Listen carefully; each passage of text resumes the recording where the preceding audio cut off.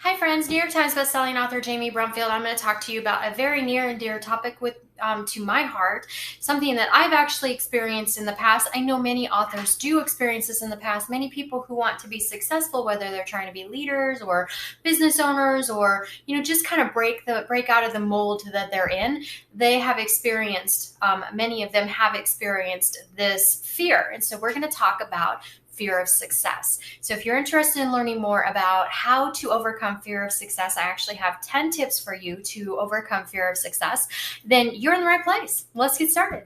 So yesterday I posted a video about how to overcome fear of failure.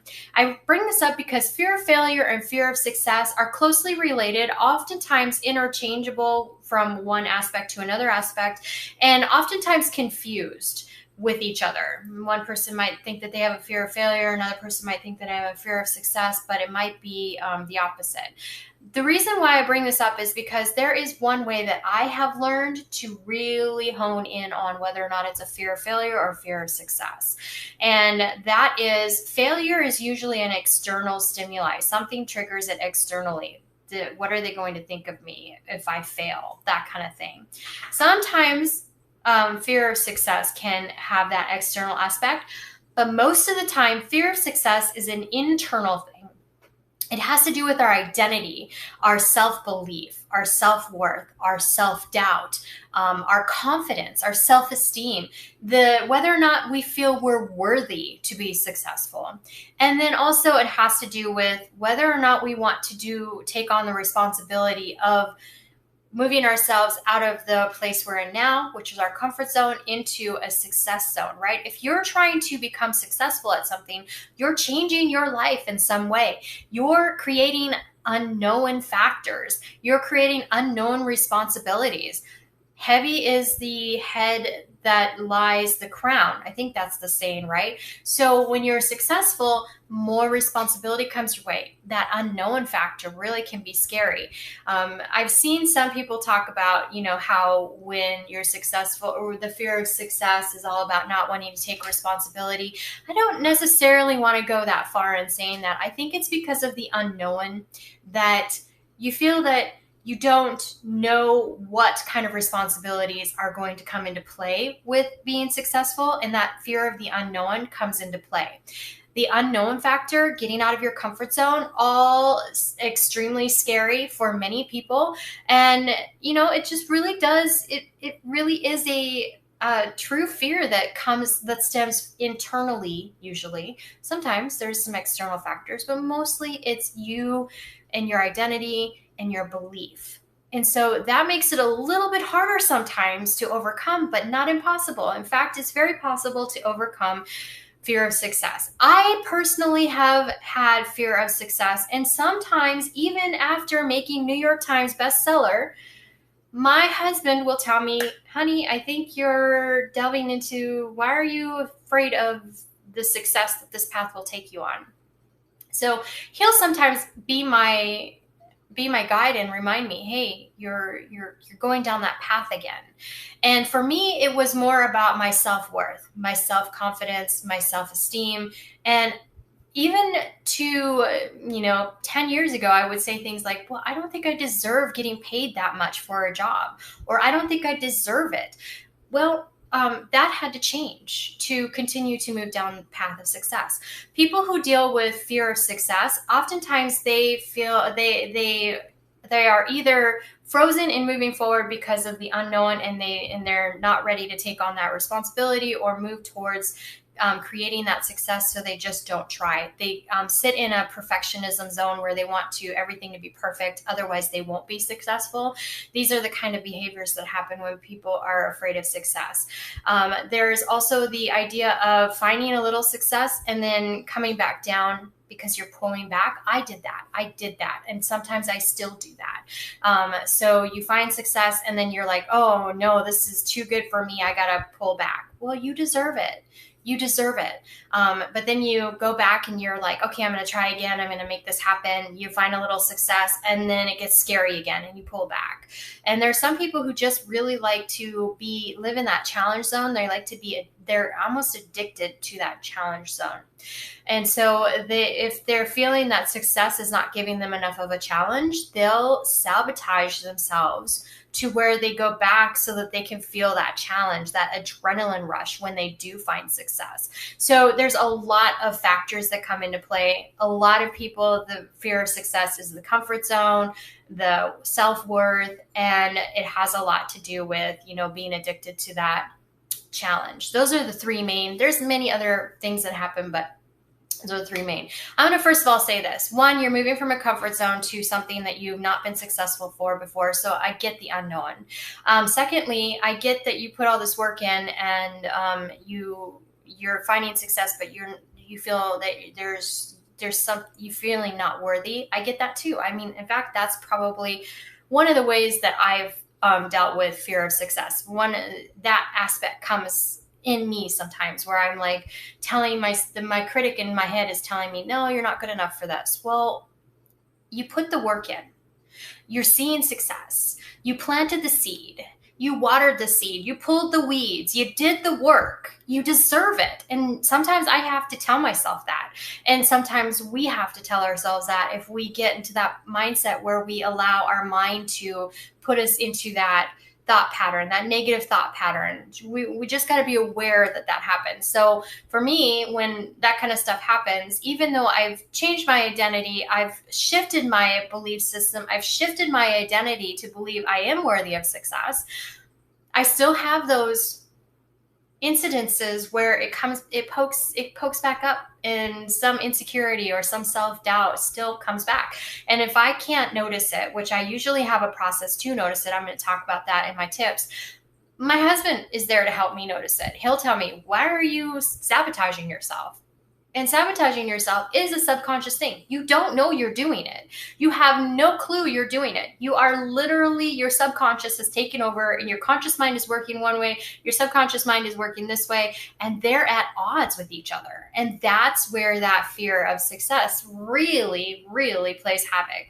So if these kind of things are familiar to you, then you probably have of fear of some kind, minor, major, in between, whatever level, you probably have a fear of success. And this can keep you from finding success because your subconscious is working against you. Now, when we talk about law of attraction, we talk about moving forward in gold, we talk about making things happen, we talk about getting your subconscious on the same path as your conscious mind and moving forward in conjunction, doing the work, in conjunction with manifestation and the universe, right?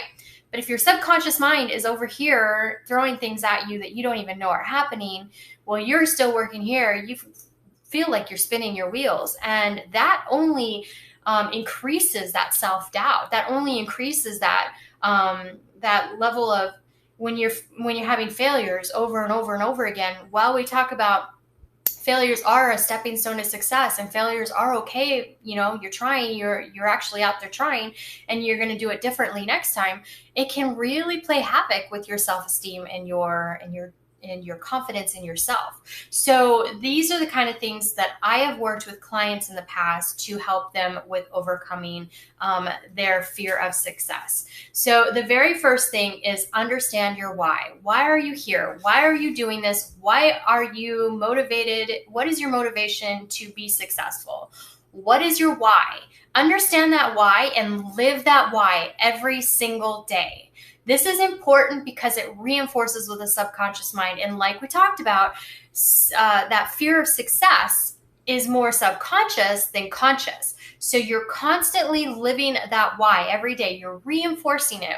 Affirmations, with meditations, with visualizations. You're constantly reinforcing that why. Neuro-linguistic programming, all kinds of things. And you're constantly reinforcing it with your subconscious mind at a level that it forces your subconscious mind to stand up and take notice. And so you really just want to live that why and understand it, live that why, and keep it going, right? Daily vision boards, affirmations, guided meditations, visualizations, all of these can come in helpful. But you want to make sure that you're living that why. Why am I doing this? Why am I here? Why am I focused on being successful? And making sure that you're keeping that focus. Number two, figure out the root cause to the sabotaging behavior around your fear of success. So when you're in that mode where your fear of success is now sabotaging your success path, right? If you want to figure out, once you become aware of that, you want to figure out the root cause as to why. So this is where you do that 5 whys, or it's really easy if you're, well, it's not easy. It does take work. It's easier if you're working with a coach or a hypnotherapist or an NLP practitioner, a psychologist, psychiatrist, anybody who can help you, a healthcare professional, either mainstream or alternative. It's helpful having a second person there asking those questions, because they're going to pick up on stuff that you may not want to face. And so when you're asking yourself those questions, you're journaling it in your journey journal, which we've talked about on this channel on other videos about the 5 whys. When you're doing this in there, you may come up with the answer, but you may not want to write it down, or you may not want to say it, or you may not want to come to face with that. So it could take you longer, but you can still do it on your own. You can still do the 5 whys on your own, but you just got to be really honest with yourself as you're doing it. So find out the root cause to that. Find out why you feel that you're not deserving of success, because then once you find that, you're able to identify, you're able to find ways to shift that belief or shift that identity or shift that mindset, do that mindset reframe. We've talked about that on this channel as well. Then number 3, identify the typical self-sabotaging behaviors and come up with plans to stop them when they happen. So we are creatures of habit. It's that simple. Human beings are creatures of habit. So and our subconscious mind is the king of creating habits. That's what our subconscious mind does. It creates programs for the conscious mind to run off of experiences that it deems this is going to help you, or it's going to take things and create habits, routines, and processes in place that it deems to be helpful, beneficial to you, right? So if your subconscious mind is all about the habits and your self-sabotaging piece is through your subconscious mind, or maybe a program that was created by your subconscious mind that you do unconsciously through your conscious activities, right? Then you want to identify those behaviors, and you'll identify them as you go through the process and you see it. And you're like, oh yeah, I do this to myself all the time. Write it down. Then create a plan that you can use to overcome that. Create a process that if this starts happening, this is what you're going to do to avert it. The moment it starts happening, recognizing it and then averting it. And that way you're being proactive towards the basic self-sabotaging behaviors that you commonly do, because a lot of times we are creatures of habit. So when you're doing that, it's going to require you to do a journey journal and keep journaling daily and tracking avoidance behaviors that keep you from success. So that is number 4, is start a journey journal and make sure you're tracking your behaviors, especially avoidance behaviors that are keeping you from being successful. Number 5, work daily on shifting your mindset. We've talked about mindset reframe. I've got a video on this channel about it. So if you want to know how to do mindset reframe, then check out the video. I will link it up above and down below. But yeah, so shifting that mindset, it's like taking those negative thoughts or those negative beliefs and shifting them into a more positive belief, and then creating reinforcement through affirmations and actions, which is what that mindset activity is all about. So if you want to know it more in depth, then definitely check out the video and try doing some shifting of mindsets. Now, I think with that one, we talked about negative thoughts, but you can do it with negative beliefs too. All right, so number 6, celebrate all your successes, including the small successes. You need to, if you're someone who is afraid of fear, if you have a fear of success, then you need to learn to be comfortable with success. Are you someone who is not good at taking compliments or winning awards, things like that? That might be a sign that you could have a fear of success, right? So get comfortable in the success zone. And by doing that, by celebrating every success that you have, it starts to reinforce, I am worthy. I am comfortable with this. Bring it on. Bring it on, baby. So number 7 is get an accountability buddy. So It's easy to, it's hard to do it on your own.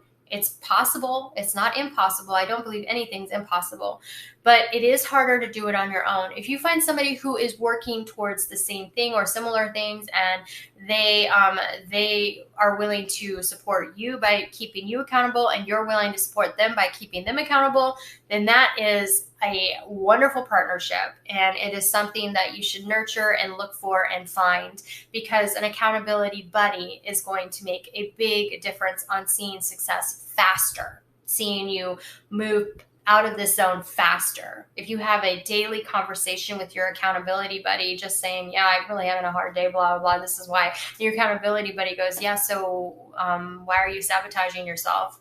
It's a wake-up call. And you're like, you're right, I am, right? So those kind of things are, that will really help to bring upon success faster. It's not impossible to do it on your own, but having somebody there to help you and call you out when you are having those self-sabotaging moments is really a very beneficial thing.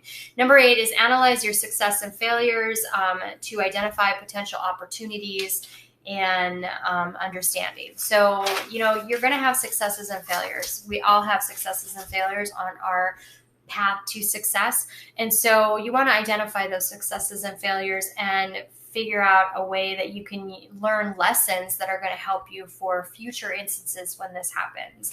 Number 9 is to create a new guided meditation experience, weekly or monthly, that you can reinforce an identity shift. So this is something where you'll want to learn how to put together a guided meditation or a visualization. There is a ton of stuff online about how to do that. If you want to know how I do it, let me know in the comment section below. I can create a video outlining the steps that I use to create guided meditations, guided visualizations, so that you can create your own. And the thing that makes it very powerful is that you're creating it on your own for your own issues that you're working through or the challenges that you're facing.